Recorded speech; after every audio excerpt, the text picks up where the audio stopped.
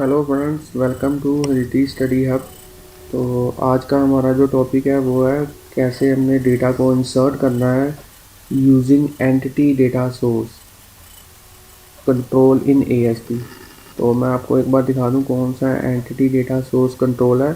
तो ये है एंटिटी डेटा सोर्स। तो इसकी हेल्प के साथ हमने आज डेटा को डेटाबेस के अंदर इंसर्ट करना है, मगर इस बार थोड़ा सा ट्विस्ट है कि हमने जो डेटा इंसर्ट करना है उसके लिए हमने ग्रिड व्यू की फुटर रो को यूज़ करना है। तो हम आपको पहले ही बता चुका हूँ कि इंसर्ट स्टेटमेंट यूज़ करनी है और कौन सा मॉडल यूज़ करना है, एंटिटी डेटा मॉडल, क्योंकि एंटिटी डेटा सोर्स जो कंट्रोल है बेसिकली एंटिटी डेटा मॉडल के साथ ही काम करता है। तो एंटिटी डेटा मॉडल के काफ़ी एडवांस फीचर्स हैं जो आप नेट के ऊपर सर्च कर सकते हैं, मगर हमारा आज का जो टॉपिक है वो जस्ट यही है कि हमने कैसे डेटा इंसर्ट करना है with the help of entity data source control ASP.NET के अंदर, और कैसे हमने एंटिटी डेटा मॉडल को क्रिएट करना है।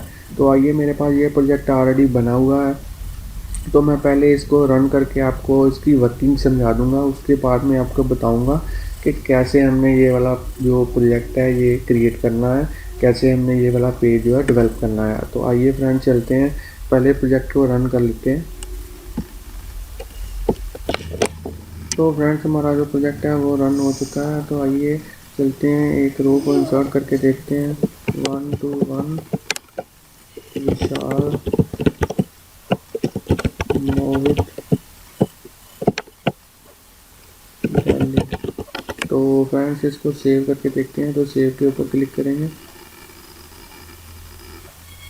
तो ये देखिए फ्रेंड्स, जो हमारी जो रो है वो इंसर्ट हो चुकी है 1 to 1 विशाल मोहित दिल्ली। तो इसी तरीके से ये डेटाबेस के अंदर भी सेव हो चुकी है। तो हमारे पास मैसेज आ चुका है, data has been saved inserted.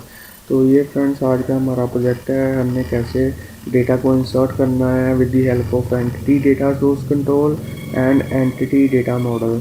तो आइए फ्रेंड्स, चलते हैं, प्रोजेक्ट को स्टॉप करते हैं। सबसे पहले मैं आपको डेटाबेस दिखा देता हूँ। तो ये मेरा SQL सर्वर 2005 है। तो मेरे सर्वर का नाम है विकास PC SQL एक्सप्रेस। इसके साथ कनेक्ट करते हैं।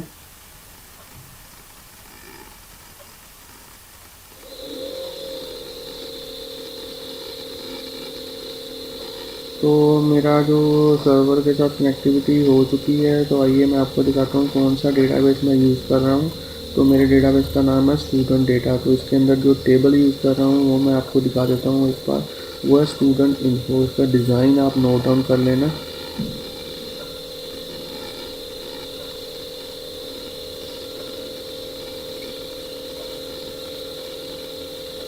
तो ये मेरे प्रोजेक्ट का जो टेबल है जिसके साथ मैंने एंटिटी डेटा मॉडल की कनेक्टिविटी की हुई है, ये मेरा वो वाला टेबल है। 4 कॉलम्स मैंने यूज़ किए हैं, roll number, name, father name, city, और रोल नंबर को मैंने प्राइमरी की सेट किया हुआ है। तो इसको आप नोट डाउन कर सकते हैं।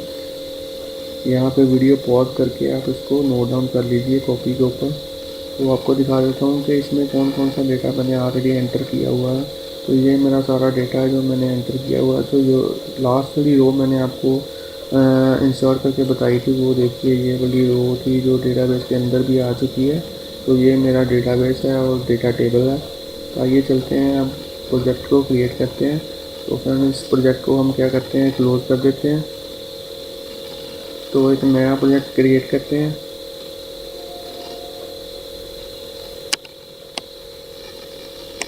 तो प्रोजेक्ट का नाम है जो आप कुछ भी रख सकते हैं, मगर जो मैं नाम रखने जा रहा हूँ, जस्ट फोल्डर का नेम दे देता हूँ, एंटिटी डेटा सोर्स इंसर्ट।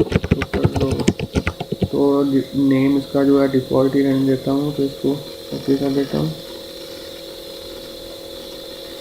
तो मेरा जो प्रोजेक्ट है वो क्रिएट हो चुका है। ये एक नया वेब पेज जो है वो वेब फॉर्म है जो ऐड करते हैं। तो इस वेब फॉर्म को मैं ऐड करूँगा, इसका कोई भी नाम रख सकते हैं। तो मैं डिफ़ॉल्ट नेम ही रहने दूँगा। तो इसके डिज़ाइन व्यू में जाते हैं। तो सबसे पहले मैं लेबल को इंसर्ट करता हूँ। तो लेबल के ऊपर मैं जो टेक्स्ट है उसको चेंज कर देता हूँ।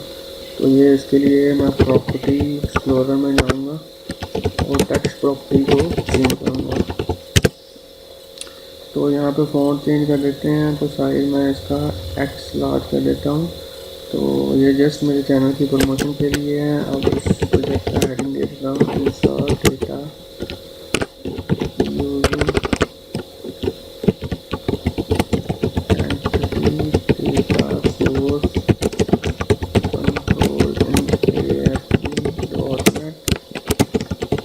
Insert statement entity data model.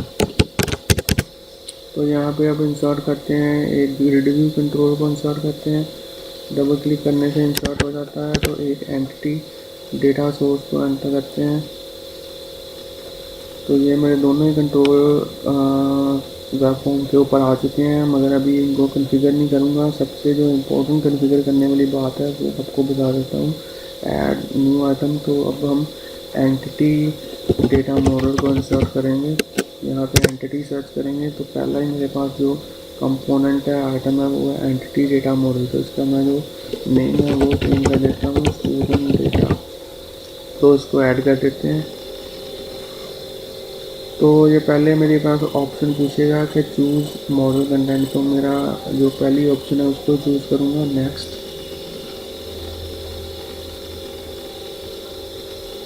तो यहाँ पे नया कनेक्शन क्रिएट कर देते हैं। तो यहाँ पर मैं सर्वर का नाम लिखूँगा, विकास पीसी एसक्यूएल एक्सप्रेस। तो यहाँ पे मैं डेटाबेस को सिलेक्ट करूँगा। डेटाबेस था मेरा स्टूडेंट डेटा। एक बार टेस्ट करके देख लेते हैं। ये सक्सेसफुली कनेक्ट हो चुका है, ओके। इसके बाद में नेक्स्ट। और ये अब मेरे वो टेबल को रिट्रीव करेगा डेटाबेस में से। तो इसको एक्सपेंड कर देते हैं। तो इसके ऊपर चेक कर देते हैं। तो मेरा ये टेबल का नाम है वो है स्टूडेंट इन्फो। इसको फिनिश कर देते हैं। तो ये देखिए जो मेरा एंटिटी डेटा मॉडल है वो क्रिएट हो चुका है। ये देखिए entity data model properly configure हो चुका है। अब हम अपने एंटिटी डेटा सोर्स को कॉन्फ़िगर कर लेते हैं। तो सबसे पहले कॉन्फ़िगर करने से पहले एक बार अपने सॉल्यूशन को रीबिल्ड ज़रूर कर देना, क्योंकि इससे आपका प्रोजेक्ट जो है वो रिफ़्रेश हो जाता है। तो सबसे पहले यहाँ से हमारे जो स्टूडेंट हमने एंटिटी डेटा मॉडल बनाया है उसको सिलेक्ट करेंगे, नेक्स्ट।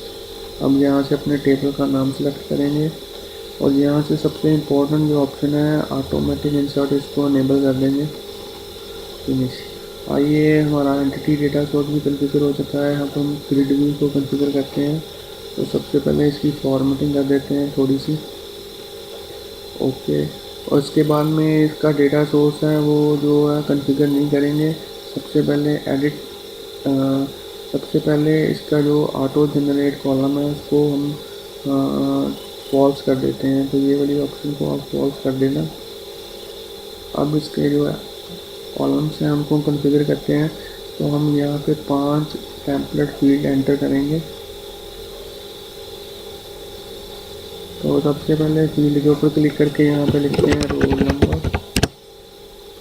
अब यहाँ पे लिखते हैं नेम। अब लिखते हैं फादर नेम। अब लिखते हैं यहाँ पे सिटी। तो यहाँ पे लिख देते हैं ऑपरेशन, ओके। तो अब हमारा सेकंड जो काम है वो है इसका एडिट टेम्पलेट के ऊपर क्लिक करेंगे और हर एक आइटम टेम्पलेट के ऊपर लेबल इंसर्ट करके उसकी बाइंडिंग करेंगे। तो ये हमने लेबल इंसर्ट किया, तो इसकी बाइंडिंग कर देते हैं। इसकी बाइंडिंग डेटाबेस में जो कॉलम का नाम है उसके साथ करते हैं। तो मेरे फर्स्ट कॉलम का नाम था एस रोल नंबर, ओके। इसी तरीके से हम करते हैं सेकंड वाले की। यहाँ पे लेबल इंसर्ट करते हैं।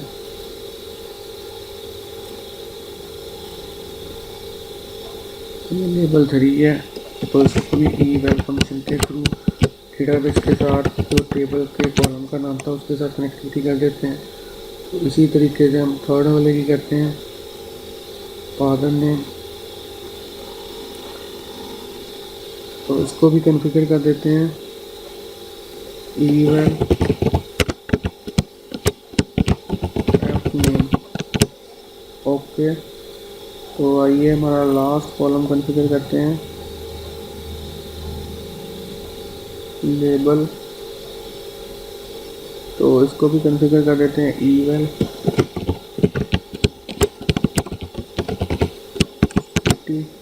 ओके। तो हमारे जो आइटम टेम्पलेट हैं वो कॉन्फ़िगर हो चुके हैं। तो आइए अब हम फुटर जो फुटर टेम्पलेट है उसको कॉन्फ़िगर करते हैं। तो यहाँ पे मैं सबसे पहले टेक्स्ट बॉक्स इंसर्ट करूँगा। इसी तरीके से सेकंड वाला भी करते हैं, नेम वाला। यहाँ पे भी मैं टेक्स्ट बॉक्स को इंसर्ट करूँगा। इसी तरीके से थर्ड वाला भी करते हैं, फुटर टेम्पलेट। तो यहाँ पे भी मैं टेक्स्ट बॉक्स को इंसर्ट करूँगा। तो इसी तरीके से मैं चौथा भी कॉन्फ़िगर कर लेता हूँ, सिटी वाला। तो यहाँ पे भी मैं टेक्स्ट बॉक्स इंसर्ट करूँगा। तो अब पांचवा जो फुटर है उसमें मैं बटन को इंसर्ट करूँगा। तो यहाँ पे मैं सेव वाला बटन इंसर्ट करूँगा। तो यहाँ पे लिखते हैं सेव।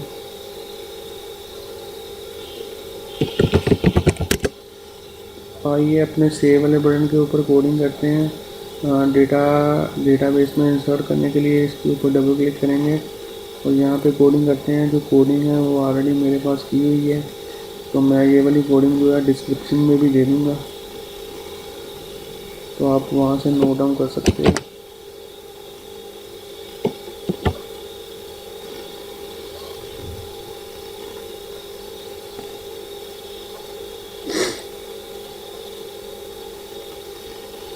तो ये मेरे पास जो है पुरानी कोडिंग है। तो अब मैं क्या करूँगा, अब मैं इस जो मेरे पास रेड लाइंस आ रही हैं इसको कैसे कॉन्फ़िगर करना है। तो यहाँ से आप देख सकते हैं जो भी नाम इसका होगा, जैसे यहाँ पे नाम है स्टूडेंट डेटा एंटिटीज़, तो मैं वहाँ पे कर देता हूँ student data entities. Student data entities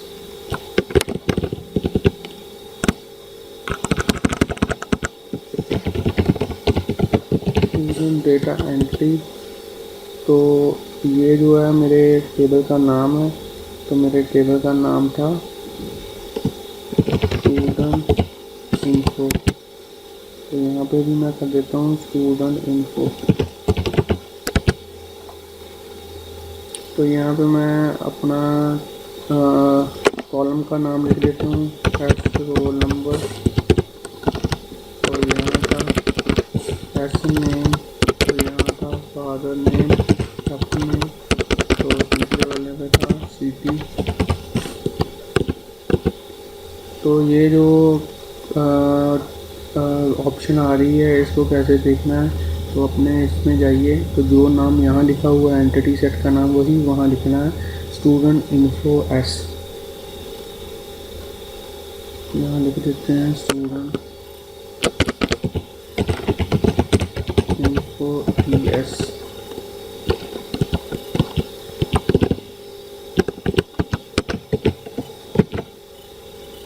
एक बार फिर से देख लेते हैं।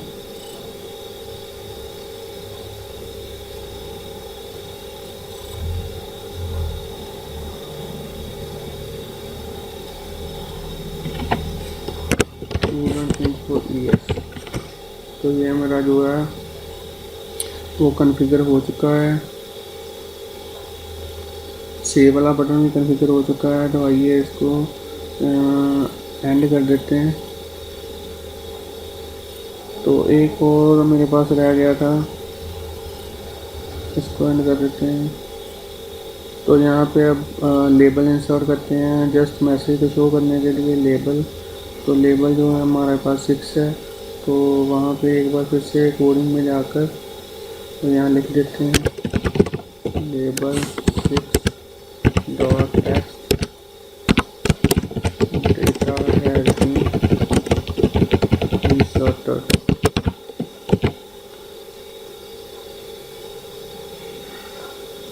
तो इसका जो टेक्स्ट है उसको ब्लैंक कर देते हैं।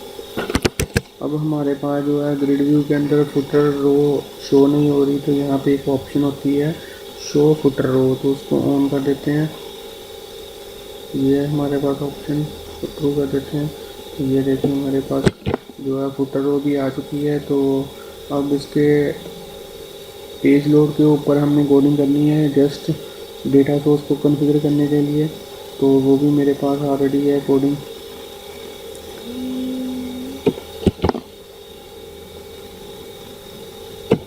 तो आप क्या कर सकते हो, आप इन दोनों कोडिंग को यहाँ पे वीडियो को पॉज करके नोट डाउन कर सकते हैं। जस्ट मैंने ग्रिड व्यू की हर फुटर रो से डेटा को रिट्रीव किया है और बाद में इस कोडिंग के थ्रू उस जो भी हमने एंटर करेंगे टेक्स्ट बॉक्सेस के अंदर, उसको मैंने सेव करने की कोशिश की है। तो यहाँ पे मैं चेंज कर देता हूँ अपने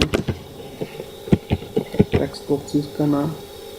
तो आप यहाँ पे वीडियो को पॉज करके मेरी कोडिंग को नोट डाउन कर सकते हैं। वैसे मैं ये वाली कोडिंग जो है अपनी डिस्क्रिप्शन में भी दे दूँगा। तो हमारा जो प्रॉपर है वो कॉन्फ़िगर हो चुका है। तो आइए इसको एक बार रन करके देख लेते हैं। तो फ्रेंड्स स्टूडेंट्स, मेरा जो प्रोजेक्ट है वो रन हो चुका है। तो आइए एक रो को इंस्टॉल करके देखते हैं। 1 2 2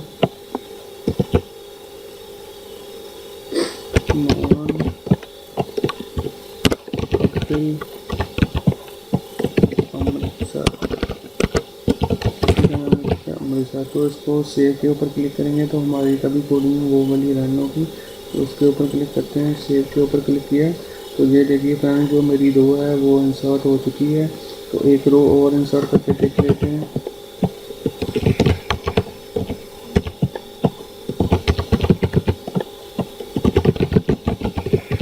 तो इसको भी सेव करके देख लेते हैं। तो ये देखिए फ्रेंड्स, जो मेरी रो है वो इंसर्ट हो चुकी है डेटाबेस के अंदर। तो आपने आज ये सीखा कि कैसे हमने जो डेटा को इंसर्ट करना है यूजिंग एंटिटी डेटा सोर्स। और इसमें हमने जो मॉडल यूज़ किया है वो एंटिटी डेटा मॉडल। तो thanks friends for watching video. तो फ्रेंड्स, हमारा जो यूट्यूब के ऊपर चैनल है उसको सब्सक्राइब करना मत भूलिए, क्योंकि सब्सक्राइब करने से हम जो भी वीडियो को अपलोड करेंगे वो आपके पास उसी टाइम पे पहुंच जाएगी। और ऐसे ही आप डे बाय डे हमारे जो ASP.NET का ट्यूटोरियल सीरीज स्टार्ट हुई है उसको सीख सकते हैं। तो once again thanks for watching video.